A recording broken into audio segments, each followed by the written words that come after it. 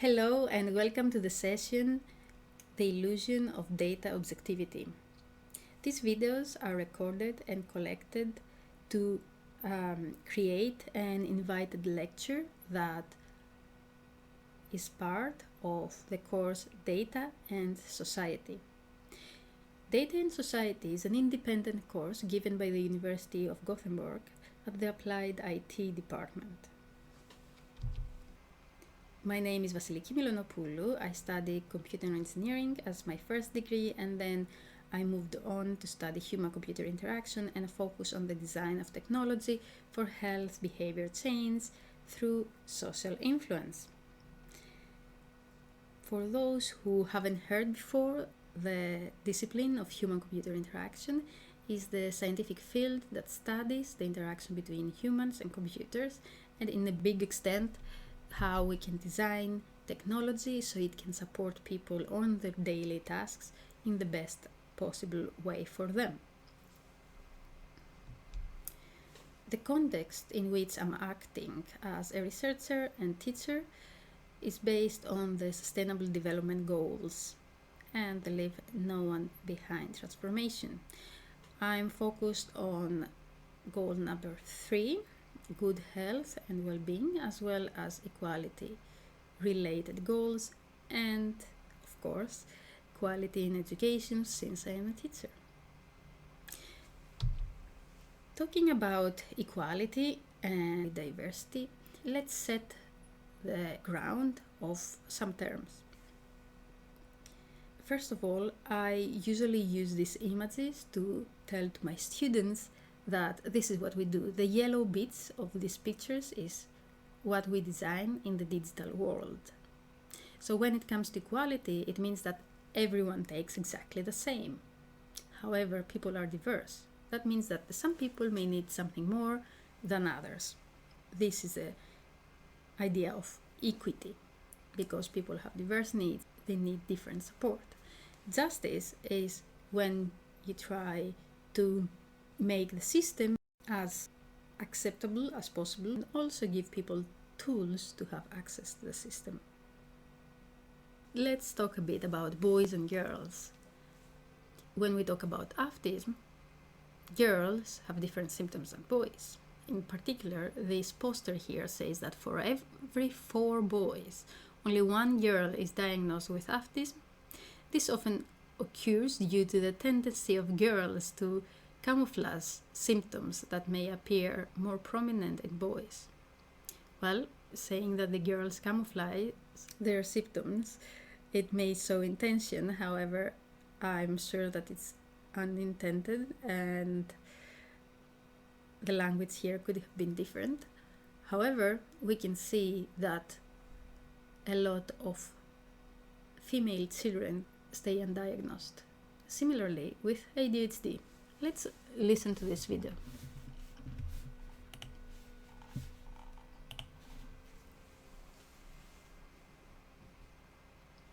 For a long time, ADHD was thought of as simply a problem with little boys. And it has taken a long time for people to realize that there are many girls who have very similar problems. The reason for that is that for a long time the emphasis was on hyperactivity and behavior problems, which you see much more frequently with boys. And even today, boys are more than twice as likely to be diagnosed with ADHD as are girls. But the fact is there are many girls who struggle in school. They may not make as much trouble and therefore aren't noticed as much by parents and teachers as having difficulty, but they may be more spaced out. They may have more difficulty in being able to focus on tasks, on being able to remember what they've just heard or what they've just read, have more difficulty getting organized and getting started on their work, and often are seen as just not very good students, when in fact they may be students who can function very well for something in which they have strong interest, or if their ADHD symptoms have been adequately treated.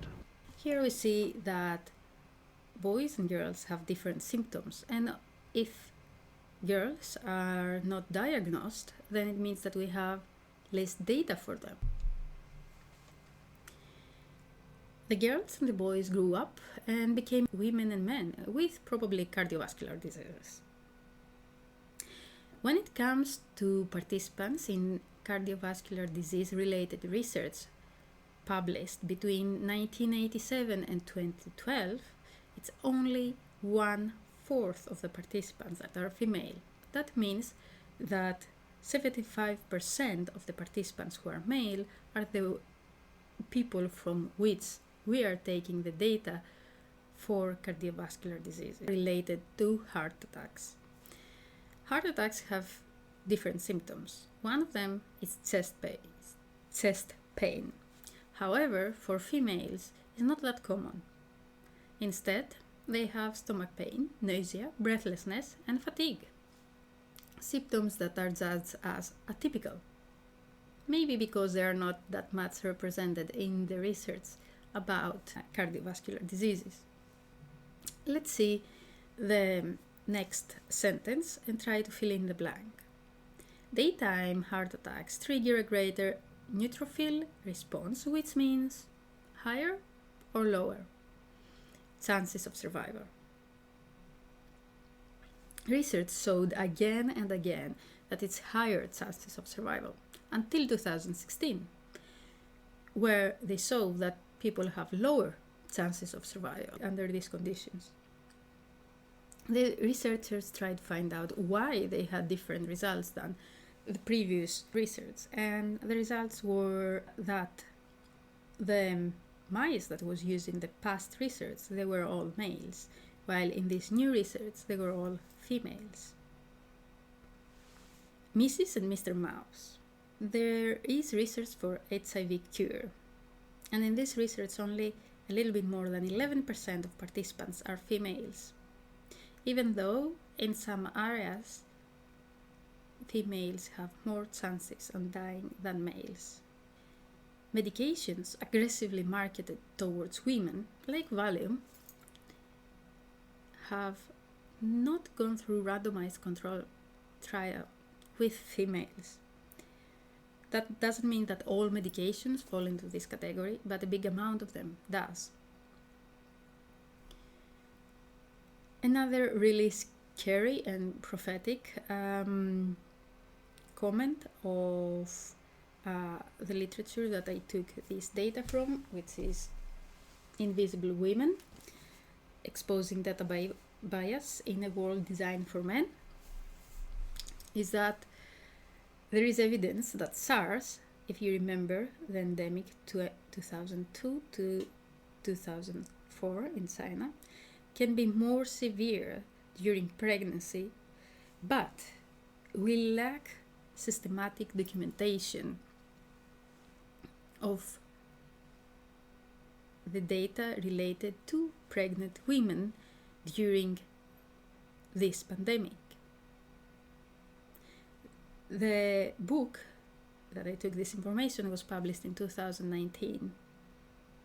After that, a new version of SARS came out, COVID-19. If we had systematically collected data beforehand, we may have more to go when it comes with pregnancy and COVID-19.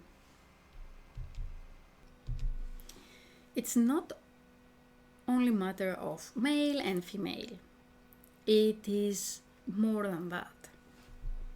There is wearable technology that people are using to see the distance that they move and how fast they move and how many calories they burn. And some of this technology allows to use it in combination with a wheelchair, meaning that you can declare that you're a wheelchair user and they will calculate the distance and the speed based on your situation. And of course, the calories. However, the calories most of the times are wrong because they're based on people who are using their legs to move. That means that those people have bigger muscles than people who are sitting in a wheelchair. Bigger muscles means that they spend more energy when they're moving them. That means that the calories that they show are more burned calories than the wheelchair users actually spend. What does that mean in practice? It means that a wheelchair user may see the calories that they spend, may think that they spend these calories, while in reality they spend less calories, and they may think, okay, I should eat more. And if they eat more without spending as much calories, it means that they become bigger, they gain weight, and that can lead to bigger wheelchairs, means inaccessibility in buildings, and injuries on the shoulders because they use their arms to move from the wheelchair to other places. So the question here is, but why they didn't use the data from a wheelchair user? The simple answer is they didn't exist. Until 2019, that a PhD student conducted his thesis on the subject, like how much energy is consumed by people with spinal cord injuries who use wheelchair based on different activities. So the data are not always there, and taking decisions in data that we think that we have but actually represent only a part of the population means that we take the wrong decisions and we exclude part of the population that gets slowly invisible in the data and technology. Let's do the following exercise. You will watch the 2 next videos and you will answer these 3 questions. Would AI, as it is today, perpetuate stereotypes? Why? Why not? What is the basic or starting data and AI enhanced airport screening system should have? How they could recognize the terrorist or someone who could be a threat in the airplane. And third, how could an AI system be designed avoiding stereotypes? Watch the videos and see me in the video after.